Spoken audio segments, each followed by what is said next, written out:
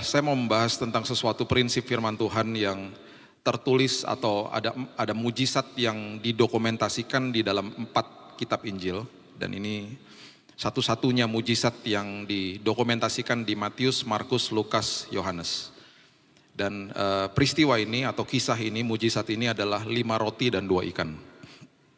5 roti dan 2 ikan adalah sebuah prinsip kebenaran firman Tuhan yang Yesus sedang ajarkan kepada murid-muridnya. Semua kalau Bapak Ibu membaca kisah-kisah Yesus, semuanya adalah pembelajaran sebenarnya. Yang dia tujukan kepada murid-muridnya dan juga kepada kita. Jadi banyak hal atau banyak prinsip kerajaan, banyak pelajaran yang Yesus berikan kepada mereka yang harus kita teliti, baca pelan-pelan, lihat satu-satu, mungkin lihat bahasa aslinya. Karena banyak sekali yang merupakan prinsip kerajaan yang sangat-sangat berguna dalam hidup ini. Ya, 5 roti dan 2 ikan itu dimulai dari sesuatu yang sangat kecil. Dan Tuhan sedang memberitahu kepada mereka bahwa saya selalu menggunakan apa yang kecil yang ada di tanganmu. Dan Tuhan selalu memberikan itu kepada kita dan Dia ingin supaya kapasitas iman kita itu bertumbuh di dalam Tuhan. Saya akan membuka dari satu-satu, jadi Bapak Ibu kalau lagi mau mencatat, catat aja. Ini ada di semua kitab, jadi saya satu-satu saya bukain supaya kita dapat rangkaian kisahnya itu lengkap gitu ya. Tentang 5 roti dan 2 ikan ini. Kita mulai dulu di Markus pasalnya yang ke-6. Markus pasal yang ke-6 dimulai dari ayat yang ke-30. Dan saya bacakan sampai ayat 37, firman Tuhan katakan gini. Kemudian rasul-rasul itu kembali berkumpul dengan Yesus dan memberitahukan kepadanya semua yang mereka kerjakan dan ajarkan. Jadi mereka ini baru pergi dari ladang misi, mereka kembali, mereka memberikan laporan kepada Yesus. Kondisi fisik mereka letih Bapak Ibu, letih, capek, dan mereka baru kembali ingin mempunyai waktu hanya dengan guru mereka saja. Private time gitu ya, pasti capek. Lalu ia berkata kepada mereka, marilah ke tempat yang sunyi. Pastinya mereka suka dengar tanggapan Yesus. Supaya kita sendirian dan beristirahatlah seketika. Sebab memang begitu banyaknya orang yang datang yang pergi, sehingga makan pun mereka tidak sempat. Mereka pulang, mereka mau kasih laporan, mereka belum makan. Ya. Maka berangkatlah mereka untuk mengasingkan diri dengan perahu ke tempat yang sunyi. Ya, ke tempat yang sunyi itu didokumentasikan di Lukas pasal yang ke-9 ayat yang ke-10 adalah tempat yang namanya Betsaida. Ya. Kenapa saya sebut ini? Karena ini ada hubungannya dengan nanti ada 2 murid yang ditanya sama Yesus, apa yang kamu punya? Dan ada kaitannya dengan itu. Jadi ingat tempat ini adalah Betsaida. Ya, nanti dicatat aja kalau kita buka di kitab Lukas yang ada hubungannya dengan kisah ini kejadian di Betsaida. Tetapi pada waktu mereka bertolak, ayat 33, banyak orang melihat mereka dan mengetahui tujuan mereka. Dengan mengambil jalan darat, segeralah datang orang dari semua kota ke tempat itu sehingga mendahului mereka. Kalau Bapak Ibu pernah pergi ke area itu, memang ada area dataran yang ketika mereka ada di atas perahu, kalau orang-orang berlari ke arah Betsaida, mereka akan mendahului perjalanan yang ada di atas danau. Jadi tersebarlah berita sangat cepat pada saat itu dan mereka kemudian sudah mencegat kalau rombongan Yesus itu akhirnya menepi, mereka sudah ada di situ. Ya. Ayat 34, ketika Yesus mendarat, ia melihat sejumlah besar orang banyak, maka tergeraklah hatinya oleh belas kasihan kepada mereka. Karena mereka seperti domba yang tidak mempunyai gembala. Lalu mulailah ia mengajarkan banyak hal kepada mereka. Pastinya sebagai murid-murid Yesus, kalau saya ada di antara mereka, udah letih, udah capek. Tadi katanya mau hanya kita aja, kelompok kita saja. Kok sekarang marah ngajarin orang sih gitu.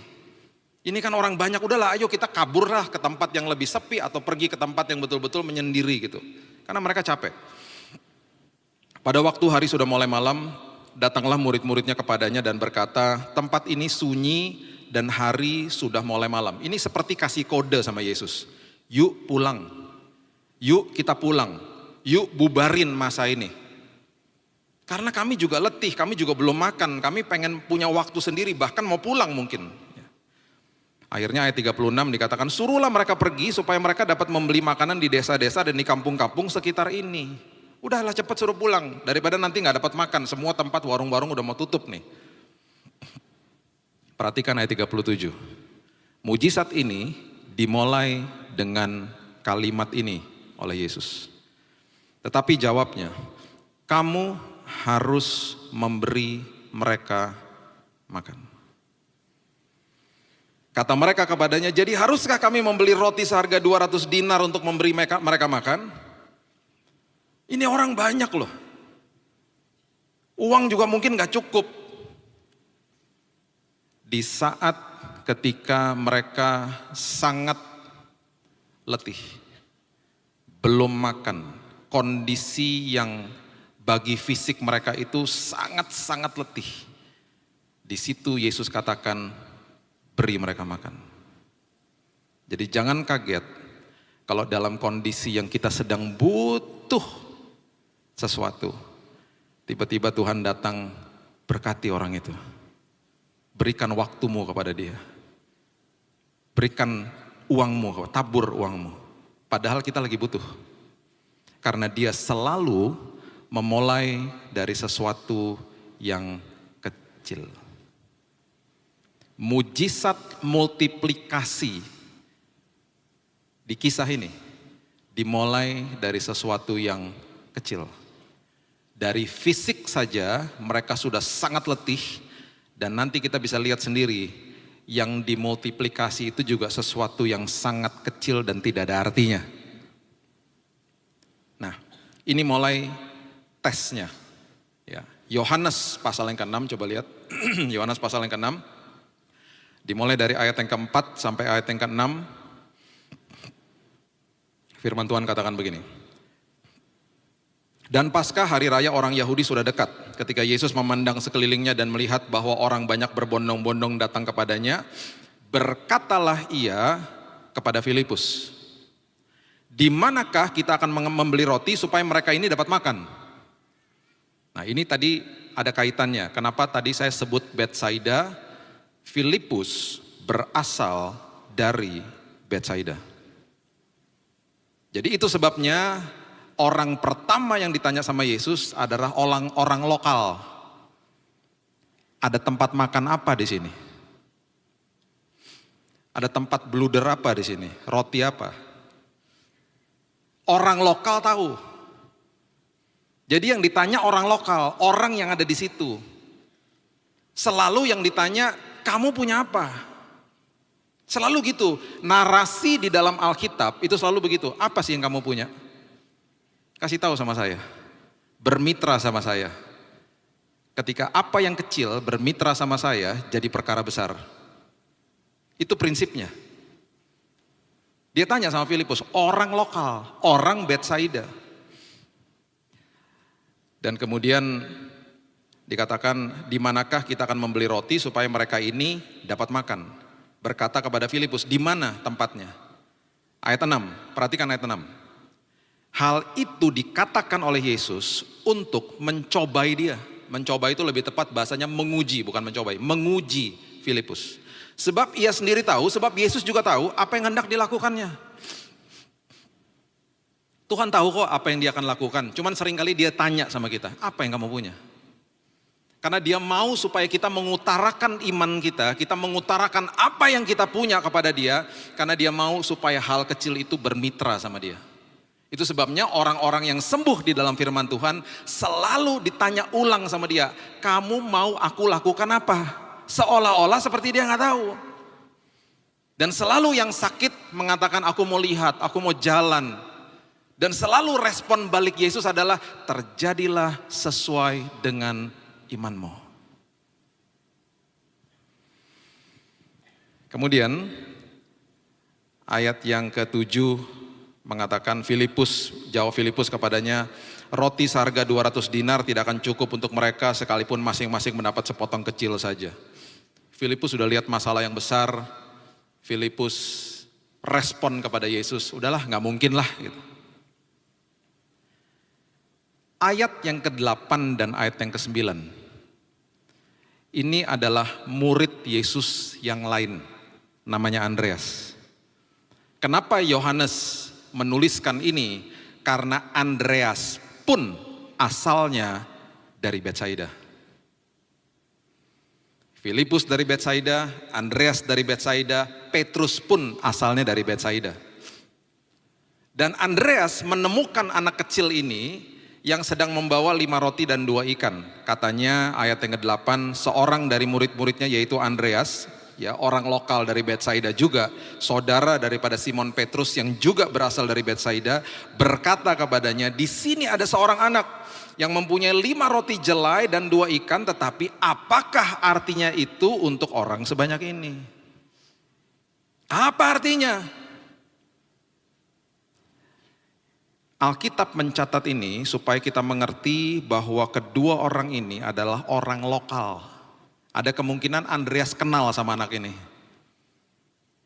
Satu desa mungkin, kenal mereka. Ini prinsip firman Tuhan yang kemudian akhirnya terjadi. Coba kita lihat dulu di 2 Korintus pasal yang ke-12 ayat yang ke-9, firman Tuhan katakan begini. Seringkali di dalam kelemahan kita lupa bahwa justru kelemahan kita Tuhan mau pakai menjadi hal yang besar.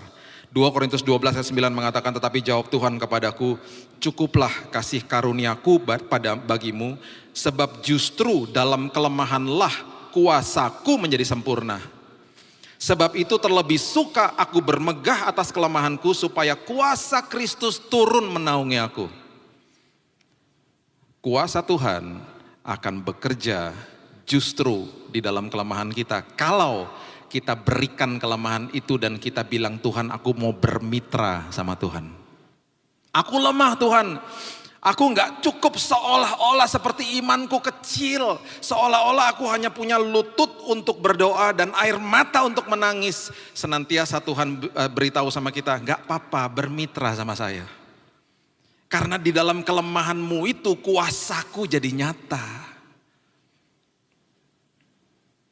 Coba kita mundur di 2 Raja-Raja pasal yang keempat. 2 Raja-Raja pasal yang keempat ayat 1 sampai ayat yang ke-6. Ini narasi-narasi yang sudah dibangun di dalam firman Tuhan tentang prinsip ini. Dan ini sudah dimulai dari perjanjian lama.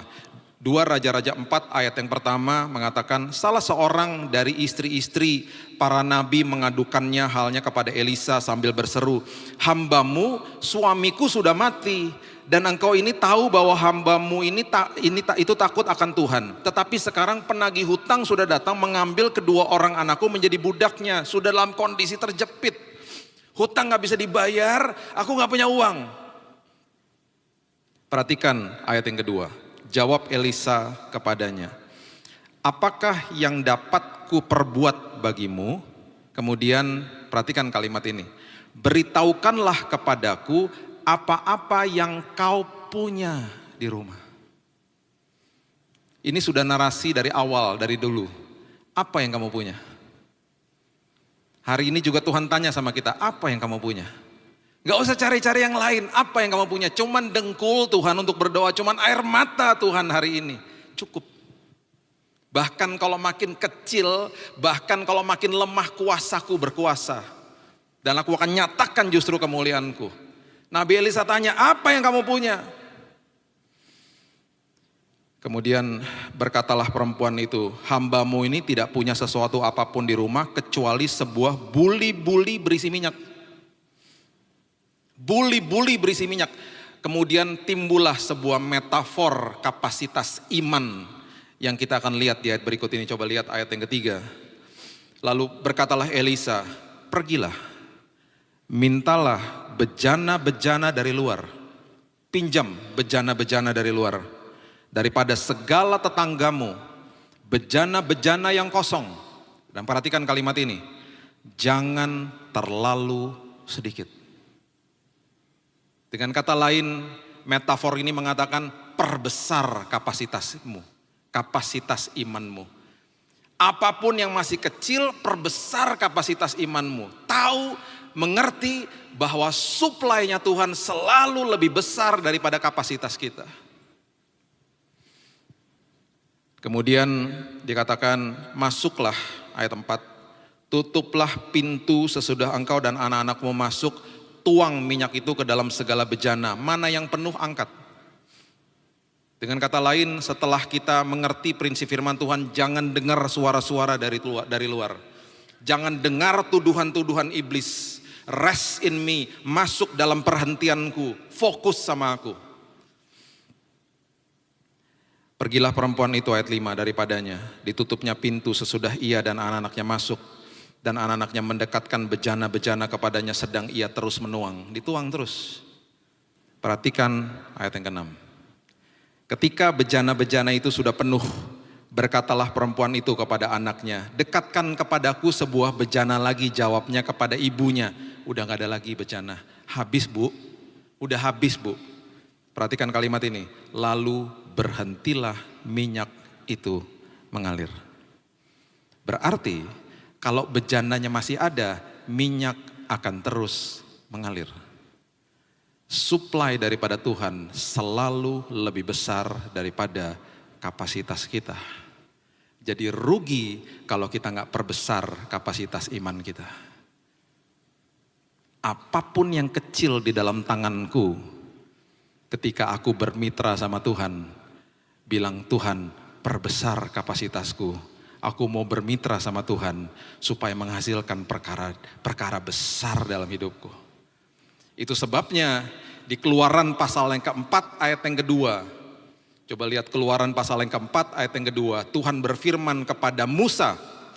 Tuhan berfirman kepada Musa, apakah yang di tanganmu itu? Jawab Musa, tongkat. Tongkat Tuhan. Setelah kita membaca ini, perkara-perkara besar terjadi. Tulah-tulah ditimbulkan dari tongkat itu. Air bisa keluar untuk memberi minum bangsa Israel ketika dia memukulkan tongkat itu ke batu. Ketika tongkat itu diangkat, Laut Merah terbelah. Tuhan hanya tanya, apa yang kamu punya? Apa yang ada di tanganmu? Tongkat Tuhan. 1 Samuel 17 ayat yang ke-40. Kita sudah tahu kisah tentang Daud, bagaimana ketika dia diperhadapkan dengan Goliat yang begitu luar biasa, dikasih baju perang sama Raja Saul, dia katakan gak mau, berat, gak mau. Gak mau. Banyak kali orang kasih tahu sama kita, udah begini aja, udah begitu aja, udah harus begini aja, kita bingung. Makanya Nabi Elisa bilang apa? Masuk dalam rumahmu. Jangan dengerin suara-suara luar, dengerin Tuhan aja. Daud dikasih baju perang, berat nggak mau, nggak bisa, aku juga nggak bisa, badanku kecil. 1 Samuel 17 ayat 40. Daud mengambil tongkat di tangannya. Dipilihnya dari dasar sungai 5 batu yang licin. Dan ditaruhnya dalam kantung gembala. Tongkat, 5 batu dan kantung gembala yang dibawanya, yakni tempat batu-batu, sedang umbannya dipegangnya di tangannya. Demikianlah ia mendekati orang Filistin itu. Tongkat, 5 batu, tas kecil buat batunya, dan umban. Dia mendekati raksasa. Diketawain sama Goliat. Diketawain kita sama iblis. Bisanya nangis aja. Cuman bisa berdoa-berdoa aja. Gak punya apa-apa, udah habis kamu. Selesai kamu, kelar kamu. Justru di hal kecil ini, ketika Daud bermitra sama Tuhan, Goliat mati. Mati. Tuhan sangat suka memakai perkara kecil dalam hidup ini. Dan ketika kita bermitra sama dia, dia selalu mengingatkan kita, supply aku jauh lebih besar daripada kapasitasmu. Bejananya habis, minyaknya berhenti. Bejana makin banyak, minyak terus mengalir. Itu prinsipnya. Kita mundur lagi ke Yohanes 6 ayat 10, kita kembali ke kisah ini. Sebelum itu terjadi, Yohanes 6 ayat 10 mengatakan begini. Kata Yesus, suruhlah orang-orang itu duduk.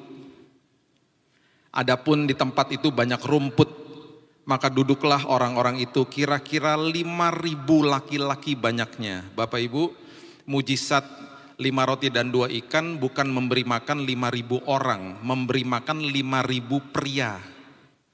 Kalau istri 1-2 anak rata-rata hari itu ada 20.000 orang yang harus dikasih makan, bukan 5.000. 20.000 orang. Dan sebelum mujizat itu terjadi, semua mereka disuruh duduk. Resting. Makanya saya udah pernah berkali-kali katakan semua yang serba fisik di perjanjian lama dimasukkan sama Yesus ke dalam sini. Dulu yang sakral adalah bait Allah, sekarang yang sakral adalah tubuh kita adalah bait Roh Kudus, dimasukin sini. Dulu yang sakral adalah pengorbanan, sekarang pengorbanan tidak ada artinya tanpa ketaatan. Dulu yang sakral adalah Sabat, Yesus mementahkan hari Sabat ketika dia justru membuat mujizat di depan orang-orang Farisi. Karena arti daripada Sabat adalah kalau kita baca di Ibrani 4, masuk dalam perhentian Tuhan itu pikiran dan hati. Betul ada hari di mana kita ibadah, betul ada hari di mana kita tetap harus beristirahat secara fisik. Tapi lebih daripada itu, pikiran dan hati masuk ke dalam Sabatnya Tuhan, dimasukin sini. Sebelum hal besar terjadi, pastikan pikiran dan hati duduk tenang di hadirat Tuhan. Itu yang Tuhan mau. Makin kita tenang di hadiratnya, makin kasih karunia mengalir dengan deras dalam hidup kita. Itu sebabnya serahkan kekhawatiranmu kepadanya, supaya engkau tidak dapat dibohongi sama iblis. Matius pasal yang ke-14 ayat yang ke-19, coba lihat. Matius 14 ayat 19. Lalu disuruhnya orang banyak itu duduk di rumput. Dan setelah diambilnya 5 roti dan 2 ikan itu, Yesus menengadah ke langit dan mengucap berkat lalu memecah-mecahkan roti itu dan memberikannya kepada murid-muridnya. Ngucap syukur. Dia kasih tahu sama semua murid-muridnya. Dari hal kecil pastikan ngucap syukur dulu. Kalau kita baca Matius pasal yang ke-5, Matius pasal yang ke-25 maksud saya. Itu ketika talenta diberikan 5, 2, dan 1. Ya, itu ada yang 5, ada yang 2, ada yang 1. Dan selalu Alkitab mengatakan sesuai dengan kesanggupannya. Ada yang sanggup 5, ada yang sanggup 2, ada yang sanggup 1. Yang 1 komplain karena cuma dapat 1. Padahal itu menjadi hal yang sangat dahsyat sebenarnya. Itu Yesus juga lagi kasih contoh sama kita. Yang 5 jadi 10, yang 2 jadi 4. Ketika tuannya kembali menggambarkan pengelolaan kehidupan, tuannya menggambarkan Tuhan itu datang mengatakan engkau adalah hamba yang baik dan setia. Yang 1 ketika tidak diapa-apakan, firmannya itu keras loh. Dia bilang kamu adalah hamba yang bodoh dan malas. Malas. Bahkan ada kata bahasa aslinya jahat gitu di situ. Karena nggak diapa-apakan, karena dia komplain, kenapa cuma dapat 1? Tuhan suka memakai hal kecil. Dia mengucap syukur, kemudian perhatikan ini, memberikannya kepada murid-muridnya. Perhatikan ini, murid-muridnya membagi-bagikannya kepada orang banyak. Perhatikan prinsip ini. Mujizat 5 roti dan 2 ikan itu dibiarkan sama Yesus terjadi di tangan murid-muridnya. Dia kan bagiin roti, murid-muridnya bagiin kepada orang banyak. Ketika dipotek, dikasih. Kalau di dunia, prinsip dunia, makin dibagiin, makin habis. Prinsip kerajaan ketika yang kecil dibagi-bagi, terjadi multiplikasi. Jadi jangan pernah hitung-hitungan sama Tuhan. Jangan pernah hitung-hitungan sama Tuhan. Mau hidup kita penuh dengan damai, kasih damai sama orang lain. Walaupun kita lagi diganggu kedamaian kita. Tabur kedamaian, terjadi multiplikasi damai nanti. Apapun dalam hidup ini, ketika dalam kondisi yang kecil dan seolah-olah seperti nggak bisa, ketika ditabur multiplikasi terjadi. Prinsip dunia tidak. Prinsip dunia mengatakan kalau dikumpulin nanti baru multiplikasi. Prinsip firman Tuhan tidak. Bagi. Bisa bayangkan Bapak Ibu, mereka yang dalam kondisi letih, capek, mereka mendapatkan kesempatan satu-satunya ketika sebuah mujizat yang Tuhan berikan itu terjadi di tangan mereka. Gak ada mujizat yang lain seperti itu. Terjadi di tangan mereka. Mereka pasti terkaget-kaget. Lah kok gak habis ya? Lah kok gak habis ya? Terjadi di tangan murid-muridnya. Saya percaya di musim ini, mujizat-mujizat Tuhan akan terjadi di tangan-tangan kita. Ketika kita memperbesar kapasitas kita, Tuhan akan perlihatkan terjadi dalam hidupmu. Kecil Tuhan, aku gak punya Tuhan. Tuhan bilang perbesar kapasitasmu, bermitra sama saya. Saya punya teman pasangan yang waktu itu baru mau menikah. Mereka dalam kondisi keuangan yang sangat akut lah ya. Keuangan mereka udah akut lah saat itu. Mereka tanya sama saya, Kak, kenapa ya? Waktu kemarin lagi berdoa, ini uang kita udah siap-siapin, mau nanti buat pakai buat pernikahan mereka juga sangat sederhana gitu ya. Kok tiba-tiba Tuhan suruh kita kasih ke orang tua ya? Karena orang tua juga lagi butuh. Saya bilang apa? Kasih. Tuhan kasih tahu, kasih. Tapi nanti kita gimana ya? Tuhan suka pakai perkara besar. Kasih aja. Mereka tidak pernah berkekurangan, bahkan hari ini mereka mempunyai pekerjaan yang sangat luar biasa. Dan mereka sekarang memberkati banyak orang. Bahkan mereka dalam usia yang sangat muda, belum mencapai 30 tahun, sudah pensiun. Ini kejadian kira-kira 10 tahun lalu. Mereka masih sangat muda. Sekarang mereka bisa memberkati banyak orang, bahkan membuka usaha sendiri. Markus 12 ayat 41, coba lihat. Ini yang terakhir saya bagikan kepada Bapak Ibu supaya kita makin mengerti. Markus 12 ayat 41 sampai 44, coba lihat. Pada suatu kali Yesus duduk menghadapi peti persembahan dan memperhatikan bagaimana orang banyak memasukkan uang ke dalam peti itu. Banyak orang kaya memberi jumlah yang besar. Lalu datanglah seorang janda yang miskin memasukkan 2 peser, yaitu 1 duit. Dan perhatikan kalimat ini. Saya suka dengan kalimat ini. Maka dipanggilnya murid-muridnya dan berkata kepada mereka, aku berkata kepadamu, sesungguhnya janda miskin ini memberi lebih banyak daripada semua orang yang memasukkan uang ke dalam peti persembahan. Prinsipnya dunia 10.000 sama 100.000 ya besaran 100.000 lah. Kok ini kok aneh? Orang lain memberi lebih banyak secara nominal, dia hanya memberikan hanya betul-betul dia membeli 2 peser, kok itu dikatakan yang terbesar. Perhatikan ayat 44, ini prinsipnya. Sebab mereka semua memberi dari kelimpahannya, tetapi janda ini memberi dari kekurangannya. Semuanya yang ada padanya, yaitu seluruh nafkahnya. Perhatikan ini, murid-murid Yesus, waktu mereka memberi makan ribuan orang, mereka mau akhirnya.